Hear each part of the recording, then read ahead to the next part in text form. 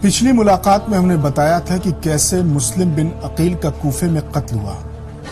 حسین ابن علی کے دوسرے سفیر قیس بن مسہر کو بھی قتل کر دیا گیا، لیکن ان دونوں کی شہادت سے بے خبر حسین ابن علی کوفے کی طرف بڑھ رہے ہیں، لیکن فکر مند ہیں کیونکہ کوفے کی کوئی خبر مل نہیں رہی ہے۔ حسین یہی سوچتے جاتے ہیں اور آگے بڑھتے جاتے ہیں کہ کوفے کی کوئی خبر کیوں نہیں آ رہی ہے، کیوں اب تک کوئی خبر لے کر نہیں آیا۔ کچھ تو پتا چلے کوفے کے حالات۔ قیس کا بھی پتا نہیں چلا، مسلم کی بھی کوئی خبر نہیں مل رہی ہے۔ بچوں اور عورتوں کے ساتھ حسین ابن علی بڑی احتیاط کے ساتھ سفر کر رہے تھے۔ کوفہ اب بہت دور نہیں رہ گیا تھا کہ ادھر سے ایک مسافر آتا ہوا دکھائی دیا۔ سب خوش ہو گئے۔ قافلے والوں نے سوچا کہ شاید کوئی ہمارے استقبال کے لیے آ رہا ہے۔ قافلے سے بڑھ کر امام حسین کے ساتھیوں نے اس سے ملاقات کی، پوچھا کہ کوفہ کا کیا حال ہے۔ پہلے تو وہ سر جھکائے خاموش رہا، پھر بولا مسلم بن عقیل قتل کر دیے گئے، لاش کی بے ادبی کی گئی، بے حرمتی کی گئی، گلیوں میں گھسیٹا گیا۔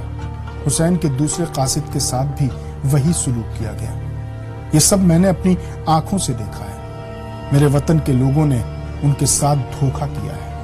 پہلے انہیں خط لکھ کر بلایا، لیکن جب حاکم کی طرف سے سختی کی گئی تو اپنا منہ چھپا کر کونوں میں دبک کر بیٹھ گئے۔ میں کوفے سے آ رہا ہوں، بہت شرمندہ ہوں، حسین کو کیا منہ دکھاؤں، یہ کہہ کر اس نے اپنا راستہ بدل دیا۔ حسین ابن علی کے ساتھی حسین کے پاس پہنچے، کہا آقا آپ نے ایک شخص کو دیکھا جو راستہ بدل کر چلا گیا، وہ کوفے سے آ رہا ہے، قبیلہ بنی اسد سے تعلق رکھتا ہے۔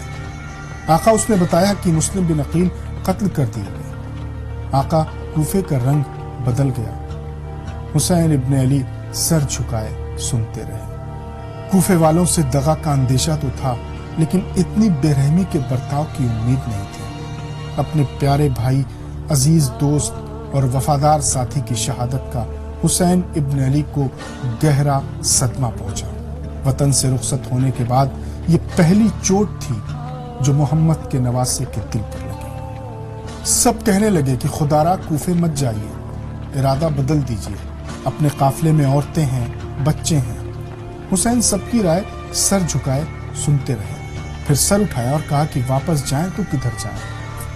اگر مدینے اور مکے کے حالات درست ہوتے تو ہم وہاں سے نکلتے ہی کیوں؟ جہاں سے ہزاروں بلاوے آئے وہیں کے دروازے بند ہو گئے۔ تم لوگ صحیح کہہ رہے ہو، تمہاری رائے کی قدر کرتا ہوں، لیکن میں یہ بات صاف کر دینا چاہتا ہوں کہ میں کہیں بھی جاؤں، موت میری ہم سفر ہے۔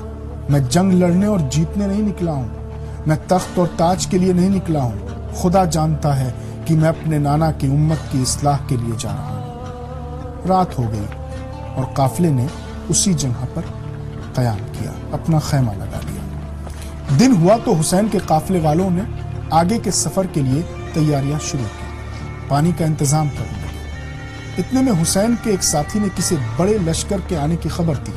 سارے ساتھی اکٹھا ہو گئے، جمع ہو گئے۔ لشکر کو آگے بڑھتا دیکھ حسین کے ساتھیوں نے اپنی اپنی تلواریں نکال لی۔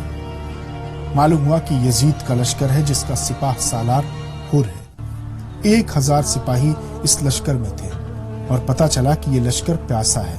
ان کے سپاہی اور سپاہیوں کی سواریاں، ان کے جانور پیاس سے بے حال تھے۔ بنا دیر کیے ہوئے حسین ابن علی نے اپنے ساتھیوں کو حکم دیا کہ حر کے لشکر کو پانی پلایا جائے۔ جب پانی پلا لیا گیا تو پیاسے لشکر کے سردار حر نے کہا کہ حضور میں تو آپ کا راستہ روکنے آیا تھا۔ حسین نے کہا کہ حر میں خود سے نہیں آیا ہوں، کوفے والوں نے مجھے خط بھیج بھیج کر بلوایا ہے۔ امام نے خطوں کی گٹھری منگوائی اور خطوں کو دکھایا کہ دیکھیے یہ خطوط، لیکن شاید اب کوفے والوں کو میری ضرورت نہیں ہے، اس لیے میں کوفے کے بجائے کسی اور طرف کا رخ کرتا ہوں۔ حر سنتا رہا۔